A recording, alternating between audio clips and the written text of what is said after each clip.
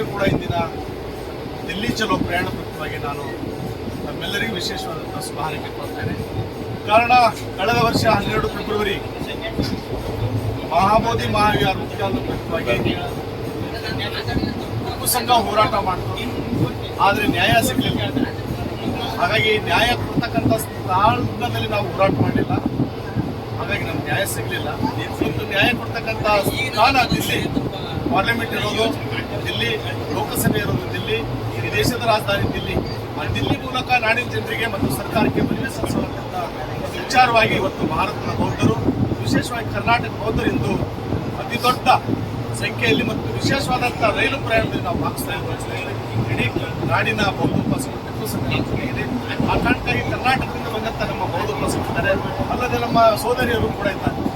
ಹಾಗಾಗಿ ಬಂಧುಗಳೇ, ಇವತ್ತು ಹೋರಾಟ ಮಾಡ್ತಕ್ಕಂಥದ್ದು ಉದ್ದೇಶಗಳು ಎಲ್ಲರಿಗೂ ಗೊತ್ತಾಗಿ ಮತ್ತು ನಮ್ಮ ಸೋದರಿ ಯಾವ ಉದ್ದೇಶವನ್ನು ಹೊತ್ಕೊಂಡಿದ್ದಾರೆ.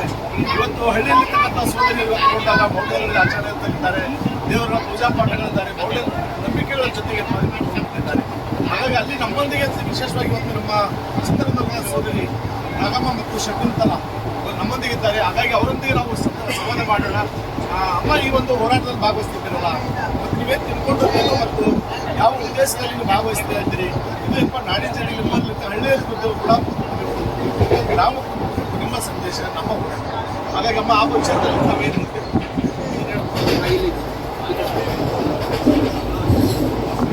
ಮೊದಲಿಗೆ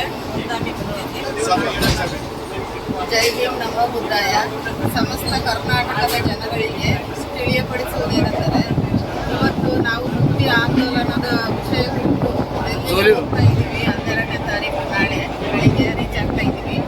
ನಾವು ಚಿಕ್ಕ ವಯಸ್ಸಿಂದನೂ ಇವತ್ತಿನ ತನಕನೂ ನಮಗೆ ಬುದ್ಧನ ಬಗ್ಗೆ, ಅಂಬೇಡ್ಕರ್ ಬಗ್ಗೆ ತಿಳಿಸ್ಲಿಲ್ದಂಗೆ ಮೂಢನಂಬಿಕೆಯಲ್ಲಿ ಬೆಳೆದು ಒಂದು ದೇವರು, ದೇವಸ್ಥಾನ, ಮೂಢನಂಬಿಕೆ, ಕುರಿ ಕಡಿ, ಕ್ವಾಣ ಕಡಿ ಬರೀ ಇವನ್ನೇ ಮಾಡ್ಕೊಂಡು ಬಂದಿದ್ದಾರೆ. ಹಂಗಾಗಿ ನಾವು ಸಂಪೂರ್ಣ ಅದರಲ್ಲೇ ತೊಡಗಿಸ್ಕೊಂಡಿದೀವೇನೋ ಅಂತ ಅನ್ನೋದಿತ್ತು. ಈಗ ನಮಗೆ ಅದರ ಅರಿವಾಗಿದೆ. ನಮ್ಮ ಇಂತಿಂಥ ಭಕ್ತೇಜಿಗಳು ಎಲ್ಲರೂ ಇದರಿಂದ ಅಂಬೇಡ್ಕರ್ ಕಡೆಯಿಂದ ತಿಳ್ಕೊಂಡು ನಾವು ಪ್ರತಿಯೊಂದನ್ನು ತಿಳ್ಕೊಂಡಿದ್ದೀವಿ. ನಮಗೆ ಇವಾಗ ಬುದ್ಧಿ ಭ್ರಮಣೆ ಬುದ್ಧಿ ತಿಳ್ಕೊಂಡಿದ್ದೀವಿ. ನಾವು ಎಲ್ಲಿ ಏನಿದೆ ಸತ್ಯದ ಅರಿವಾಗಿದೆ.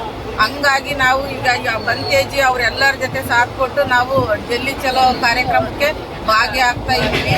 ನಮ್ಮ ಹೋರಾಟ ಏನೇ ಇದ್ರು ಇಲ್ಲಿಂದ ಇತ್ಲಾಗೆ ಬಂತೇಜಿ ಅವರ ಮಾರ್ಗದರ್ಶನದಲ್ಲಿ ಯಾವ ರೀತಿ ಹೇಳ್ತಾರೆ ಅದೇ ಥರನೇ ಹೋಗೋಕ್ಕೆ ಹೊರಟಿದ್ವಿ. ಜೈ ಭೀಮ್ ನಮೋ ಬುದ್ಧಾಯ.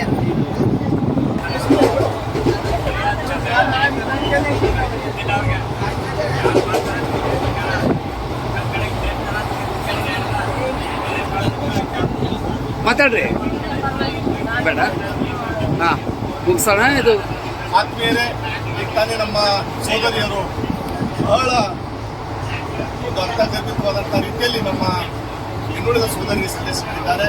ಹಿಂದೆಲ್ಲ ಕೂಡ ನಮ್ಗೆ ಗೊತ್ತಿರಲಿಲ್ಲ, ಅಪ್ಪ ಅಮ್ಮ ಅವರು ಮೌಢ್ಯದಲ್ಲಿದ್ದರು. ಹಾಗಾಗಿ ನಾವು ಮೌಢ್ಯವನ್ನು ಆಚರಣೆ ಮಾಡ್ತಾ ಇದ್ವಿ. ಈಗ ಪರಪೂಜ್ಯ ಬೋಧಿಸತ್ವ ಬಾಬಾ ಸಾಹೇಬ್ ಅಂಬೇಡ್ಕರ್ ಅವರು ನಮಗೆ ಮಾರ್ಗದರ್ಶನ ನೀಡಿದ್ದಾರೆ. ಅಲ್ಲದೆ ನಮಗೆ ಮಹಿಳೆಯರಿಗೆ ಹಕ್ಕು ನೀಡಿದ್ದಾರೆ. ಸಂವಿಧಾನ ಕೂಡ ನಮ್ಮ ಜೊತೆಗಿದೆ. ಆ ಕಾರಣಕ್ಕೆ ಮಾರ್ಗದಲ್ಲಿ ನಡೀತೇವೆ ಬಂದೇಜಿ ಅಂತ ದಿವ್ಯ ಸಂದೇಶ ನಮ್ಮ ಸೋದರಿ ನೀಡಿದ್ದಾರೆ. ಅದಕ್ಕಾಗಿ ಬಾಬಾ ಸಾಹೇಬ್ ಅಂಬೇಡ್ಕರ್ ಹೇಳ್ತಾ ಇದ್ರು, ಹೆಣ್ಣು ಸಂಸಾರದ ಕಣ್ಣು, ಸಮಾಜಕ್ಕೆ ಬೆಳೆದು